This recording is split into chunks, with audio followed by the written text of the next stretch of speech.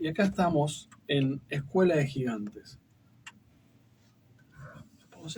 Apoyar en ese vaso. Ahí está. Estamos ahí con cuestiones técnicas, pero...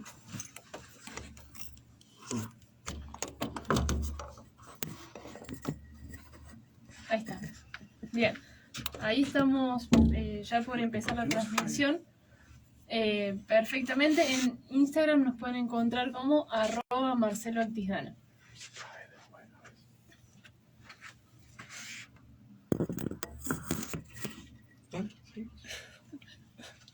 Listo. Listo, ¿ya estamos en vivo, Fran? Estamos en vivo. Perfecto. Bueno, vamos a empezar como siempre. Bueno, bienvenidos a Escuela de Gigantes. Yo soy Rocío Actisdana y junto con Marcelo Actisdana y Francisco Actisdana trataremos de buscar las estrategias que tienen en común las personas de éxito para que vos puedas utilizarlas, aplicarlas en tu vida, alcanzar tu máximo potencial y despertar al gigante que hay en vos. Hoy les proponemos el tema de el sentido de la vida, el sentido en lo que hacemos. Y para empezar, como siempre, nuestro millennial del grupo nos trae un poco sobre la etimología, las definiciones, un marco teórico para saber medianamente que todos hablemos el mismo lenguaje y sobre qué estamos hablando. Bien, antes que nada, hablando de problemas técnicos, vamos a hacer la sincronización del sonido con un aplauso, así que los que tienen auriculares se lo pueden sacar en 3, 2, 1. Perfecto. Bien, sentido. De sentido me sorprendió que encontré que tiene muchísimas definiciones, ¿no? Dependiendo del contexto que se le use. Una era, bueno, la capacidad de percibir estímulos externos a través de nuestros órganos, ¿no? Pero me parece que de la que nosotros más nos vamos a enfocar hoy es sentido como razón de ser, como finalidad o justificación de algo. A lo largo de este programa vamos a abordar el sentido como justificación de lo que hacemos en nuestro día a día, pero principalmente de lo que nos motiva y de por qué estamos acá, básicamente. Y por qué es importante esto. Porque es importante que lo tratemos en este programa que justamente abordamos estrategias de éxito. Bueno, una de las definiciones de éxito en la vida es básicamente ser feliz. ¿Qué sería ser feliz? Bueno, Viktor Frankl, que es un filósofo, psicólogo. Un médico psiquiatra. Psiquiatra, bien. Bueno, psiquiatra, que él escribió el libro de El hombre en busca del sentido. Él cuenta su experiencia en Auschwitz y distintos campos de concentración y cómo él llegó a desarrollar la logoterapia, que es prácticamente una terapia en la que se basa en buscarle justamente el sentido a la vida, ¿no? Él habla de que la felicidad es la manifestación psicológica que nosotros tenemos como percepción de que estamos siguiendo este sentido de la vida. ¿Bien? Él habla de la voluntad de sentido en el ser humano y que nosotros estamos permanentemente buscando cuál es ese sentido de por qué estamos acá, básicamente.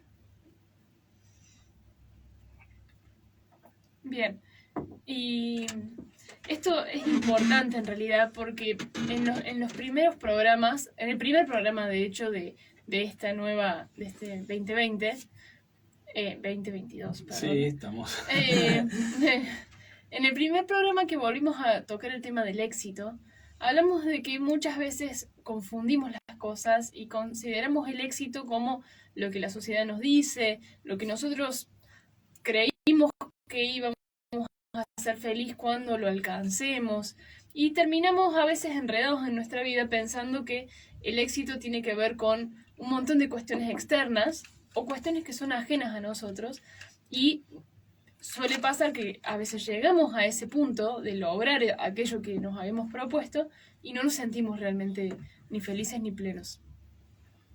Entonces el sentido nos orienta a poder ordenar y sincronizar un poco nuestros objetivos con lo que realmente está en nuestro corazón y con lo que realmente nos mueve y nos mueve desde el primer momento. No necesariamente es cuando alcance tal objetivo voy a ser feliz, sino que, como decía Fran, es la sensación de ir alineado con, o sea, que nuestro actuar va alineado con lo que nosotros consideramos importante.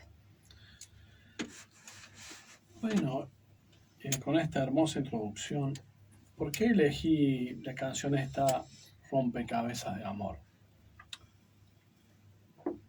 Porque lo que nos le da sentido a la vida, a la larga o a la corta, es el amor. ¿Sí? Aunque sea una palabra trillada, gastada. Pero a cualquier persona le preguntás, como dice la canción, dice, sé que tengo hogar. ¿Sí? Cuando hablo con vos, sé que tengo hogar. Cuando vos le preguntás a cualquier persona cuál es su hogar, cuál es el leitmotiv, la razón por la cual sale todos los días ese gigante a trabajar, a estudiar, a construir. Y lo va a hacer por sus afectos, por sus amores. Pareja, hijos, padres, alumnos, ¿sí? Pacientes. Entonces, el gran motor es el amor. Y en el fondo es lo que le da sentido a todo. Por eso, quien encontró algo que ama hacer, encuentra la felicidad. Y tiene éxito porque no lo considera un trabajo, se considera un privilegiado de poder hacer eso que hace, porque tiene amor por eso. La otra cuestión es que el sentido siempre tiene que ver con otros. En este caso del Piti con su pareja, ¿no? Todo le da ansiedad, llora con ella, se alegra con ella, todo, y encuentra la paz cuando tu última le habla y escucha su voz en el teléfono. Entonces, el sentido siempre es con otro. Un sentido individual es como un infierno, ¿no? Es como escalar un Everest y llegar a la punta y no hay nada. Cuando el sentido es individual, en realidad carece mucho de sentido.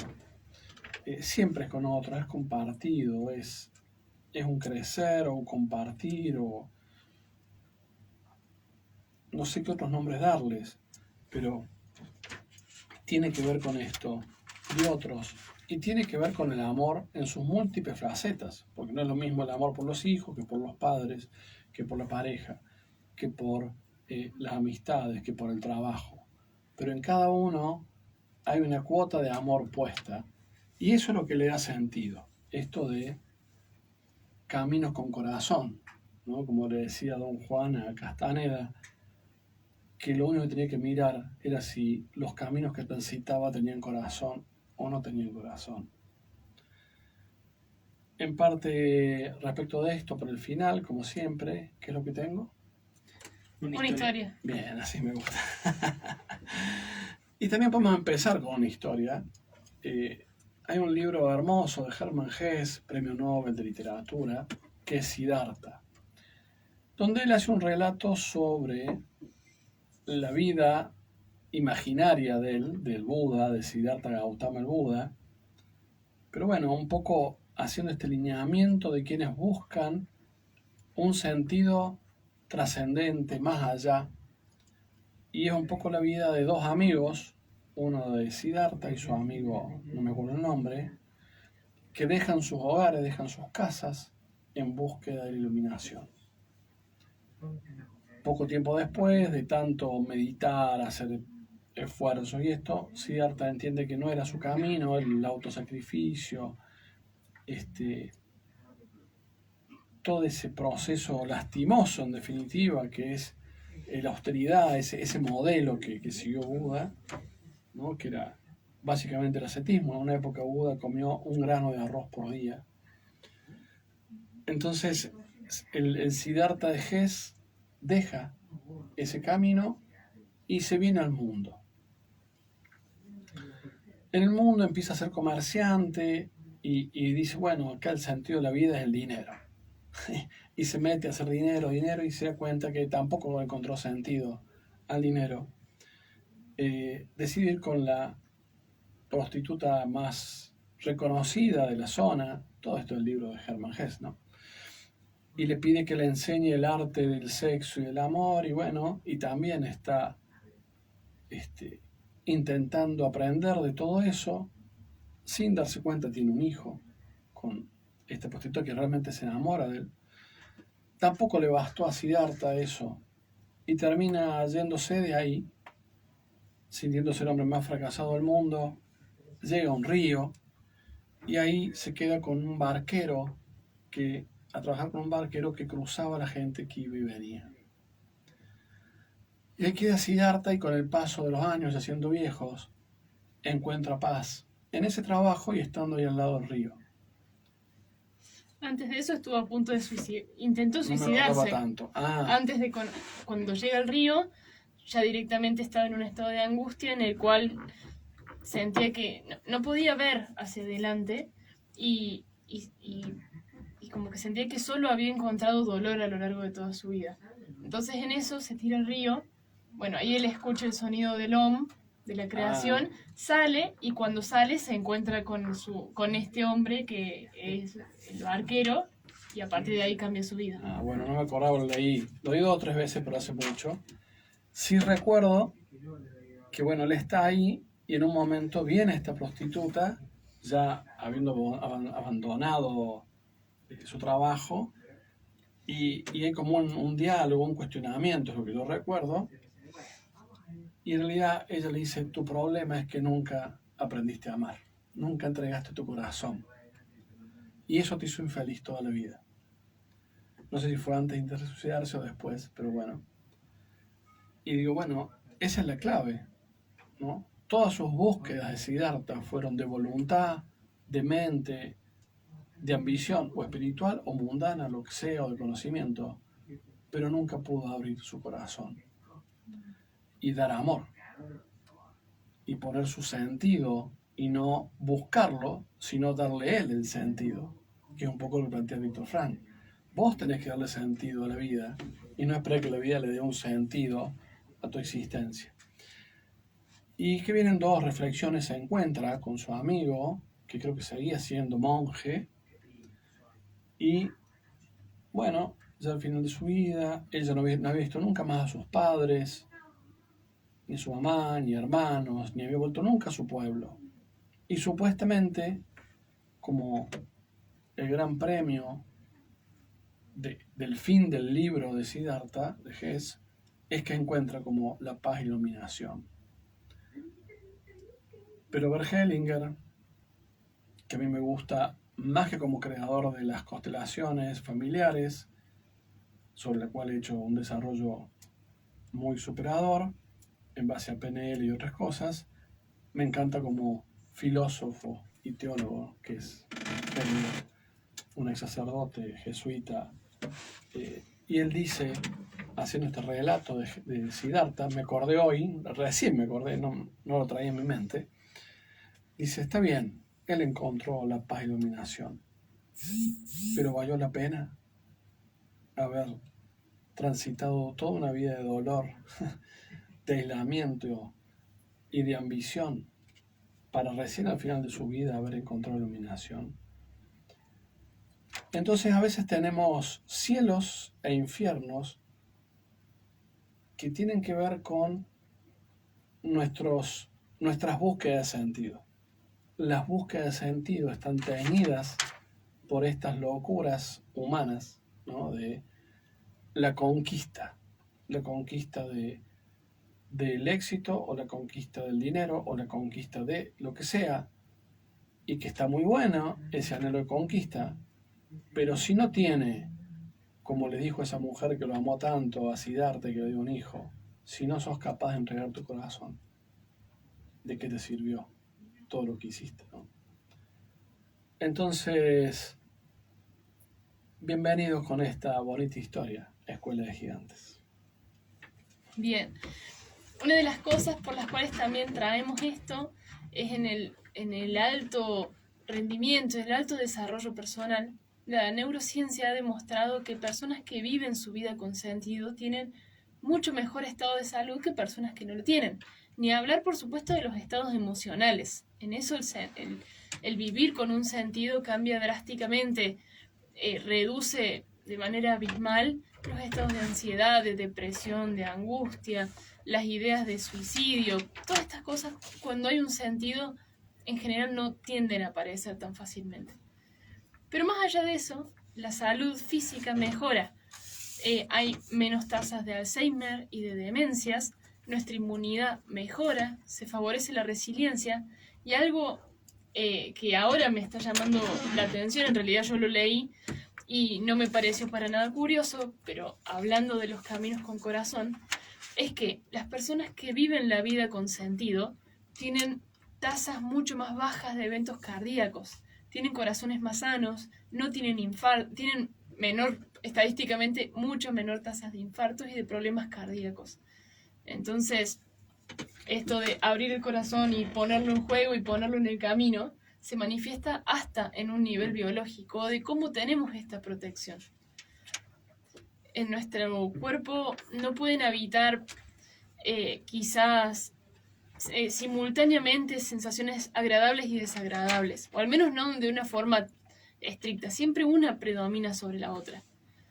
Cuando vivimos con la alegría o con el sentido, con la gratitud, con la contemplación, con el hecho de ser, en esto de sentir alineado nuestro estado actual con el estado que consideramos con sentido, directamente la biología responde en base a eso y no frente a, como hemos hablado en el programa sobre estrés, no responde desde la vía del estrés, de la ansiedad, de la angustia y con las manifestaciones biológicas que vienen asociadas a eso.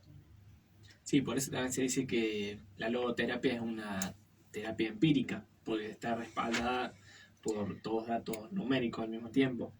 Y a Viktor Frankl también se lo criticaba mucho en su momento, porque bueno, era como una idea disruptiva las ideas que planteaba. Una de las cosas que él hacía era, cuando llegaba un paciente que, por ejemplo, tenía un cuadro de depresión, él le preguntaba directamente, suena medio fuerte, pero le decía, ¿por qué no se suicida? Y ahí la gente, bueno, siempre planteaba alguna causa, ¿no? Por mis hijos, porque tengo que hacer tal cosa, bueno, y eso ya le daba a él como un hilo de dónde tirar para encauzar a la gente y que encuentre realmente cuál es ese sentido, que es el que los mueve, ¿no? Y él también hablaba mucho de la libertad, que a nosotros a los humanos, nos pueden arrebatar cualquier cosa menos la posibilidad de afrontar las cosas. De cómo afrontarlas. Claro. Él en los campos de concentración notaba que la gente que tenía un sentido o algo para proyectarse en el futuro, alguna motivación para la cual salir vivo, eran justamente los que más tasa de supervivencia tenían. Y algo que me llamó la atención era que también él hacía una división entre, no me acuerdo cómo lo llamaban, pero bueno, como clase alta y clase baja. Y decía que llamaba la atención cómo las personas que ya vivían en como una situación de vida precaria en general, también tenían menos tasa de supervivencia. Y uno dice, ¿cómo puede ser que alguien que está más acostumbrado a vivir en situaciones precarias sobreviva menos que alguien que estaba acostumbrado a, no sé, como una cuna de oro, por ejemplo? Y bueno, él lo correspondía con que esta gente, al tener un entorno mucho más propicio para la vida, podían haber generado muchas más como recuerdos o cosas de las que motivarse para salir de esa situación. Eso era lo que hacía la diferencia entre quienes sobrevivían y quienes no. Qué lindas historias. Y qué interesante que haya gente que haya podido, en medio del caos que fue los campos de concentración, tener la lucidez para darle un sentido a todo lo que pasaba y poder ofrecer una mirada distinta, ¿no?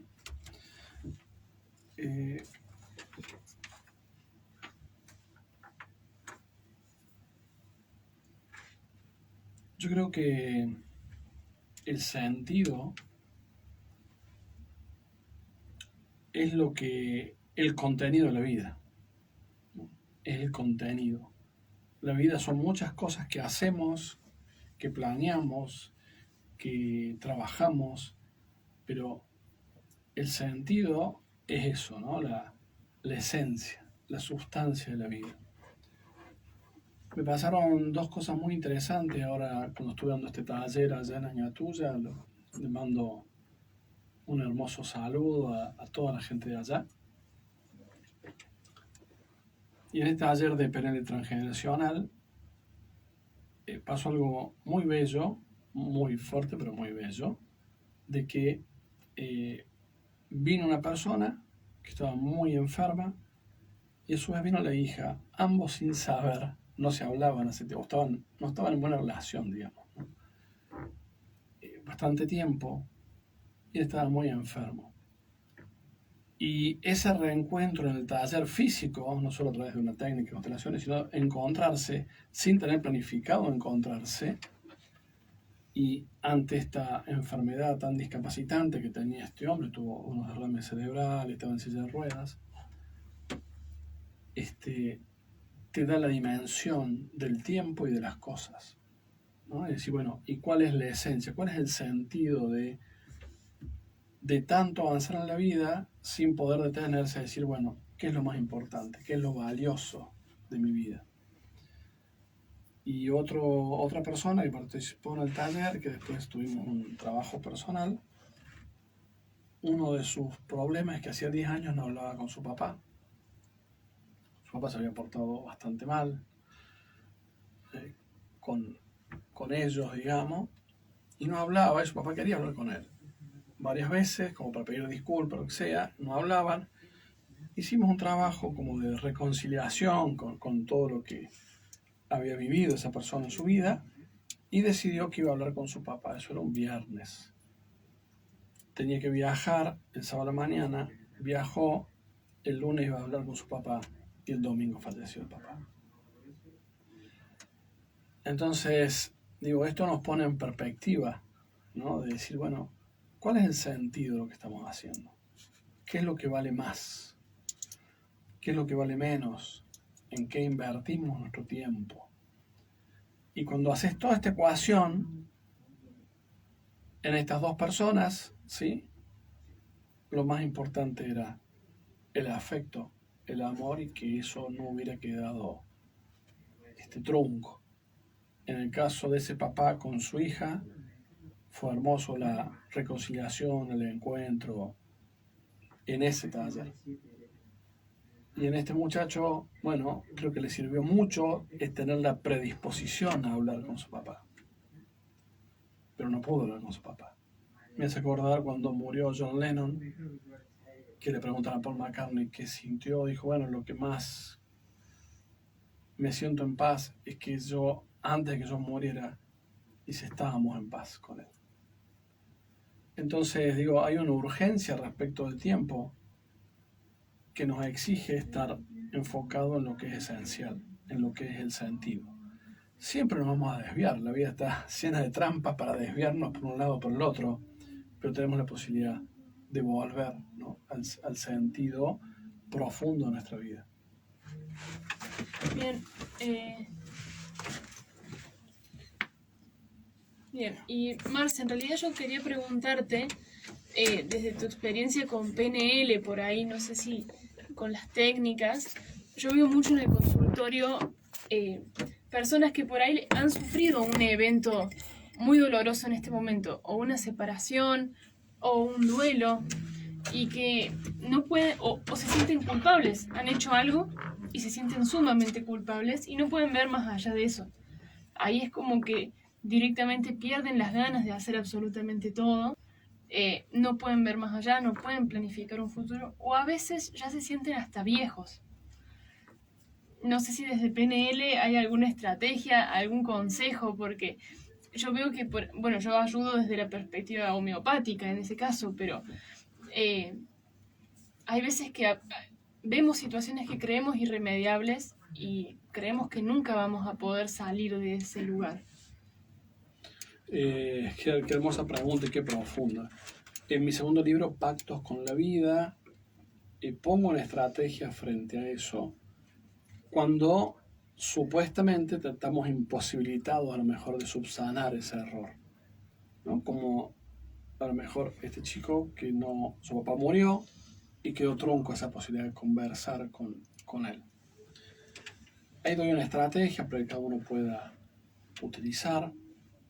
Creo que en los talleres de PNL transgeneracional con constelaciones hay mucha posibilidad de salir de esa etapa, especialmente cuando hay personas que ya no vemos más, que sentimos culpa por la muerte. Me acuerdo un hermoso trabajo con un papá que le había regalado una moto a su hijo y a la semana o algo así muere en un accidente por la moto que le regaló.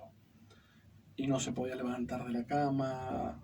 Hace un mes la novia lo trajo a un taller y pudimos hacer un trabajo mirando el futuro, como es básicamente el trabajo que hacemos nosotros, y ejerciendo una técnica para poder reconciliarse con lo que pasó. Y bueno, realmente fue fantástico. Herramientas hay muchas, y desde el punto de vista de neuroprogramación avanzada y PNL, con cada persona individual hay muchas herramientas, como trabajar en tercera posición, trabajar en la línea del tiempo, activar estos recursos, como decía Frank, que tenía la gente que había tenido una mejor vida, tenía más nafta, más recursos de excelencia para poder salir adelante. Y también hay que entender, yo creo que la mayor herramienta que un profesional tiene, como vos, Ro, o un coach, o un psicólogo, un psiquiatra, o un amigo, ¿no? También una persona, un padre, es el reencuadre. La posibilidad de ofrecer, mirar la misma experiencia desde distintos lugares. Hacer esa técnica de poder mirarlo desde distintas posiciones enriquece la mirada, la experiencia, y podemos ver que se puede salir de eso. También hay que tener en cuenta que el destino, yo digo que es un acechador, ¿sí? Cuando vos crees que vas para un lado, el destino hace ¡fluc! Y te manda para el otro. Está ahí el destino, y por eso me gusta tratar de anticiparme al destino. No vencerlo, pero sí estar con recursos suficientes como para no vencerlo, pero sí estar preparado para que lo que el destino traiga. Pero hay muchas posibilidades de cambiar la perspectiva, de hacer cosas nuevas. Hay muchísimas herramientas. Sí, yo algo que tiendo a ver es que uno tiende a ser mucho más duro con uno mismo que lo que sería con los demás. Veo en el consultorio personas que quizás se han distanciado de otras o han hecho algún acto en el cual se sienten absolutamente terribles, o en el caso de los abortos, por ejemplo, o el haberle dicho algo a alguna persona, es imposible que se puedan perdonar ellos mismos. Y a veces por cosas que han sucedido a los 15 años, a los 20, y son personas que tienen 50, 60 años, que si hoy vieran a una persona de esa edad haciendo lo que ellos mismos hicieron, no lo verían de la misma manera. Ese es un trabajo con línea del tiempo, ¿no? Uh-huh. De poder ordenar en el tiempo cuándo sucedió y cómo sucedieron las cosas. Te permite poner perspectiva que a lo mejor cuando hiciste algo equivocado y eras un nenito de 10 años, de 12 años, de 5 o de 15, pero no tenías ni noción de lo que estaba pasando. Y vuelvo a lo que siempre digo, lo que a mí me ayudó el derecho para poder entender la vida humana. Porque por algo el derecho tiene la inimputabilidad, ¿sí? Que recién empieza a partir de los 16, la posibilidad de imputar, pero no imputarlo como un adulto a la persona, pero sí se considera que recién ahí empieza a comprender como la criminalidad de sus actos. Mientras tanto no, es como una persona inconsciente. Entonces, si el derecho lo considera así, el derecho penal, ¿por qué tenemos que nosotros ser más que el derecho penal y condenarnos demasiado? Y algo que veo mucho es que las personas dicen, no, pero yo era consciente, yo sabía bien lo que hacía, cuando tenía a lo mejor 14, 10 años. Hoy lo ponemos en contexto y no hay posibilidad que un niño de 10 años o de 14 sepa a gran dimensión o sea absolutamente consciente de la dimensión de las cosas que está haciendo en ese momento. Pero es que aparte nadie tiene la dimensión de el futuro. Nadie tiene el diario del lunes, como se dice.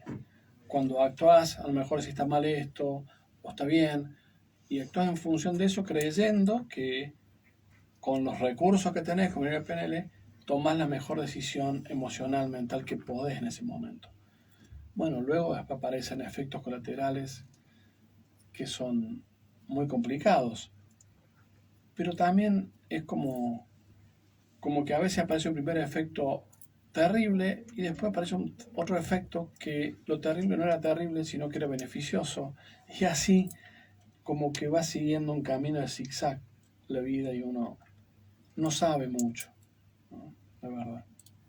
Sí, ahí aparece también esta técnica relacionada con el sentido, de que si nosotros tenemos un sentido que nos oriente, las desgracias van a seguir pasando, pero el encuadre que nosotros le vamos a dar no es un encuadre de víctima, sino, bueno, me pasó esta situación, cómo eso, qué aprendizaje me trae, cómo me va a encaminar hacia este sentido final, digamos.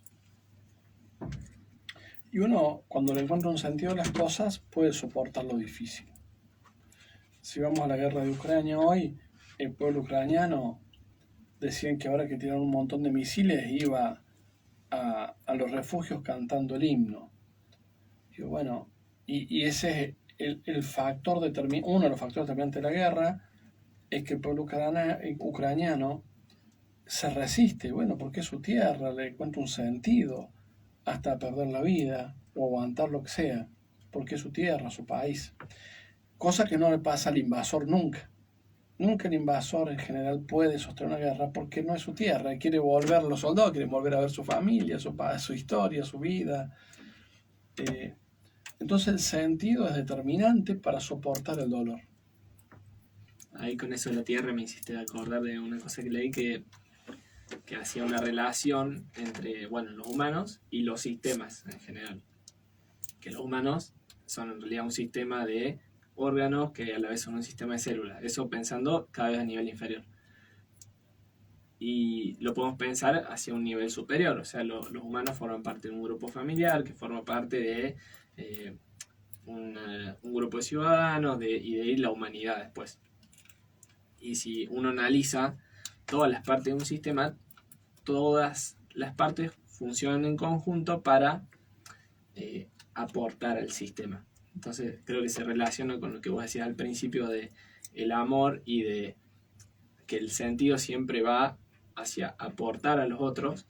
El sentido de uno siempre generalmente está relacionado con esto de aportar a los sistemas de los que uno forma. Muy, muy interesante. Y sobre eso tengo una anécdota. Iba a contar otra, pero bueno, la voy a dejar a esta para el final, porque los sentidos se contagian, ¿sí? Si yo le encuentro sentido a algo, puedo transmitirlo y compartirlo con los demás. Y ser un gran motivador, ¿no? De dar un sentido a las cosas. No sé, Fran, si querés que vamos haciendo el resumen. ¿Vos, Ros, querés agregar algo más? No, básicamente eso. Víctor Frank habla sobre como sobre estas crisis o vacíos existenciales y también habla sobre las crisis dominicales. Los domingos siempre aparece esa sensación aparece como ese vacío, esa tristeza, esa angustia. Bueno, ahí esos son los mejores momentos para redirigir y ponerse a pensar en cuál es el sentido de las cosas, porque sin el sentido es como que vamos perdidos haciendo una cosa tras otra y a veces ni siquiera tienen conexión y pasa esto de dispersarnos en la vida y hacer por hacer. Yo lo veo en el consultorio también, nos lleva muchas veces a excesos de trabajo, a excesos de actividades y ni siquiera tenemos un porqué claro. que a la vez terminan repercutiendo en nuestra salud, porque es no frenar a pensar. Entonces, aprovechar estos momentos de existencialismo, de angustias, para decir, bueno, ¿por qué aparece? ¿Hacia dónde voy? ¿Qué es lo que está por detrás de todo? Hay dos conceptos en el existencialismo, más o menos de esa mirada. Tenemos una, la mirada de Sartre, de Camus, que es un movimiento que, bueno, surge en la posguerra, porque después de la Segunda Guerra caen muchos mitos, y muchos mitos sobre el progreso humano y lo que era capaz el ser humano. Terminó la guerra y murieron 40 millones de personas, estuvieron en los campos de concentración, fue una devastación de la humanidad. Y por lo tanto había un escepticismo muy grande, y por eso Viktor Frankl hizo un aporte inmenso respecto a la crisis existencial de tanta gente después de la guerra que había perdido a sus familiares, su vida, sus casas, sus proyectos. Y la mirada de Camus o de Sartre era una mirada existencialista, media nihilista, ¿no? Es decir, bueno, estamos acá ahora y tenemos que sí darle un sentido a nuestra existencia, pero realmente es algo bastante vacío, efímero y muy vinculado a lo político, a la vida política o ciudadana. Es una mirada valiosa, pero no deja de ser una posición angustiosa de la existencia, en cierto modo, especialmente la de Camus. En vez, lo de Viktor Frankl es la otra mirada, ¿no? Siempre hay una mirada distinta, que es esta de tenemos la maravilla de la existencia, estamos aquí ahora, y le demos un sentido poderoso a la existencia. Si hay vacío, está todo para ser creado, ¿no? Entonces, yo creo que también es una invitación a aprovechar esos momentos. Tendemos a evitar, a evadir, a no querer enfrentarnos a esos momentos de angustia o de sensación de vacío, de no llenarnos, pero justamente ahí es donde está la potencialidad de empezar a crear. Bueno, vamos con el resumen. Hablemos del sentido, que el sentido es la razón de ser o la finalidad de algo.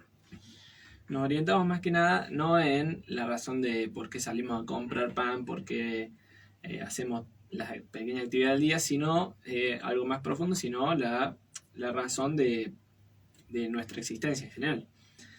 Marce nos contaba una historia que la conclusión era que el gran motor de los humanos es el amor. Después nos contaba de la importancia del sentido y cómo fisiológicamente las personas que se mueven con un sentido en particular tienen un bienestar general a nivel físico.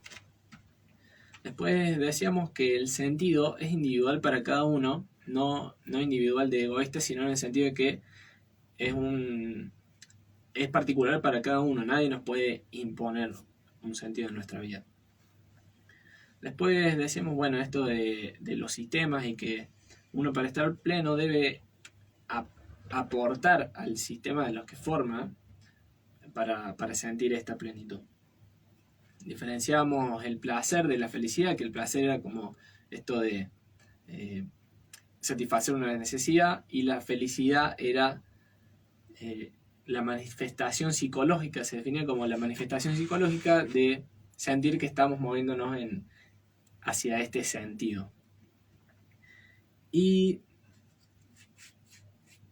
eso fue todo. Después nos desviamos un poco de ahí, no hice tanto resumen porque de las técnicas que hablamos del encuadre y de tercera persona.